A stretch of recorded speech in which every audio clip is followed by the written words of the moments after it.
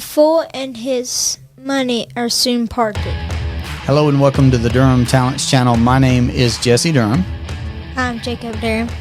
And we're going to discuss for today's installation in our quote series this saying of a fool and his money are soon parted. Now, I think there's some scriptural references here that we could go to. I'll point to Thomas Tusser, late in the 16th century, had a poem, had a rhyme that centered around this concept of a fool and his money are soon parted. And of course, we're going to look at this saying with an infinite banking lens as we do all the financial quotes that we cover in this series. Son, let's start by defining some things. Do you know what it means to define something? No. Okay, so it means to say what it is. So let's start by looking at this saying and break it down. Okay, so a fool and his money, so there's two things so far, right, are soon parted. So what's a fool? In your own words, what would you say a fool is? Someone stupid. A stupid person. That's fine. That's fair. Okay. So a fool and his money. What's money? Dollars. Dollars would be a good example. Okay, so let's use dollars. So a fool and his dollars are soon parted. What does that last part mean? Parted. Gone from each other. Can't see each other again. Okay, good. I love it. Gone from each other. So a fool and his money are soon parted. Why do you think a fool would soon be parted from his money? Can you think of some reasons? He is spending on stuff he shouldn't. He's what now? Spending it on stuff he shouldn't. Spending it on stuff he shouldn't. Right now, I'm not going to tell anybody what to spend their money on, but this is a saying, and I think it has a valid point. So perhaps by spending on things that we shouldn't. All right, so let's go with that idea. So in Nelson Nash's Becoming Your Own Banker book, the first human problem that he says that we need to recognize and address is Parkinson's law. And it's that right there, son. Parkinson's law is the natural human tendency to spend all that we earn. So if we earn $100, part of us just wants to spend it all. Yeah. On fun stuff or whatever, right? That's normally what we want to do. But this saying, of course, is trying to give us some caution to say, well, maybe that would be a foolish thing to do, to spend it all, to have it all gone. We have none to have to pay good stuff. Then we don't have anything. Sure. Great. Awesome. So there we've looked at some definitions. There's a human problem that we certainly should address, and it doesn't go away.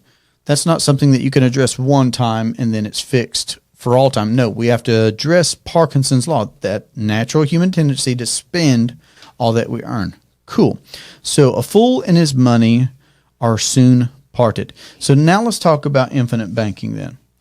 When we get money, could you tell me the order of events of what you would suggest that people do?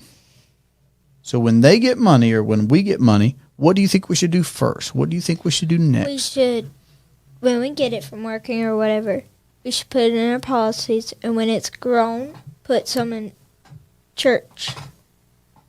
And then when that's done, spend it on good stuff like food and water, stuff that you actually need, and then other things. Okay, all right. So let's just start with the very first thing that you said then. Of course, around here, we think that everybody should be decidedly, purposefully, intentionally putting income, our earnings, our cash flow into properly structured whole life policies from mutual companies that pay dividends. Of course, we build these policies for folks. We work all across the country building these policies, helping our clients who are putting money into policies first. What are some reasons of why people should consider putting their money into policies, son? Because it will grow. It will grow, for sure. Like 5 times. Sure, it could. As much as you put in. Sure, it could. That would be one reason. All right, so it will grow, and it will actually grow guaranteed. I shouldn't have said that out loud. I should have just asked you just to be able to confirm it. But that's okay. So when we put money into a policy, one thing that will happen is it will grow. $1 will create multiples of itself in the future. Sure. What's something else about the policy? What's something else about when we put money in a policy, something else that happens? It grows. Good. Could we still get to it? Yes. Okay, so we can still get to money when we do have something good that we want to do. It's not kept from us. It's not kept from us. Great. Okay. Can you think of something else that happens or that the policy does when we put money into it? Adds itself up. It sounds like you're saying it builds on itself? Yes. Okay. It does build on itself. The word for that is compounds. It compounds. Yeah, and we've talked about growing, but it's one thing for something to grow, and it's another thing for it to compound because it builds on itself. So it's like rolling a snowball. You know how when it snows and we're making you know how it's harder to get it started, but once you get it started and start rolling it, it rolls up on itself. It builds up on itself. Okay, cool. Yeah, those are just a couple of features of the benefits of putting money into a private banking system or putting money into a policy that's been built for infinite banking purposes. Now, here's a big point. That saying that we were talking about, a fool and his money are soon separated. Anytime that we put money into a policy, does the value ever go down? No. So we're never separated from the value of those dollars.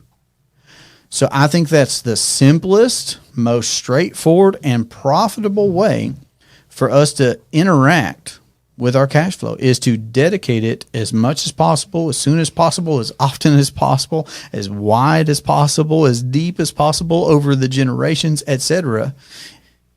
Get as much of our cash flow as possible towards a private banking system because we will not be separated from that money. That money, and here's the pun that's always intended, will for our whole life be growing and compounding and building on itself and still have an accessible pool of capital for us to be able to use, etc. So it's a way for us not to be separated from our money. In fact, all the dollars that I pay in premiums on my policy, because I got my policy started before yours, okay?